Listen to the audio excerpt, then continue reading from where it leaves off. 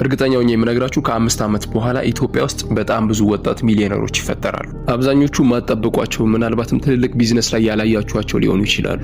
ከነዚህ ውስጥ አንዱ ለመሆን እንቅልፍህን አጥተህ እየሰራ ከሆነ አንዳንድ ምክሮች ልምከር። የመጀመሪያው እዚህ ቦታ ላይ እንዳደርስ የሚያደርግህ ቤተሰብህ ነው። ምክንያቱም ቤተሰብህ እንዲሁም ሌላው ማህበረሰብ ለውጥን የሚያየው ስቲል በጫማና በልብስ ነው እና ደጋግመው ሁሌ ትሰራለህ ግን ለውጥ የለህም ይሉሃል። እነሱ ለውጥን ማየት የሚፈልጉት ተራ በሚባሉ ነገሮች ነው። በእነዚህ ንግግሮች መቼም ልብህ መሰበር የለበትም። ምክንያቱም ታውቀዋለህ ሌሎች ረጅም ጊዜ ወስደው ያከማቹትን ጫማና ልብስ አንተ በደቂቃዎች ውስጥ መግዛት እንደምትችል። ግን ይህ ለኛ ተራ ነገር ነው። አሁን እኛ እየጣልን ያለነው መሰረት ነው። እኔ ለጓደኞቼ ከ5 ዓመት በኋላ ማንም አባቱ የጉልበት ስራ መስራት የለበትም። ቤቱ ቁጭ ብሎ የባንክ አካውንቱ ላይ ብር ገባ አልገባ የሚለውን ብቻ በስልኩ ማየት ነው።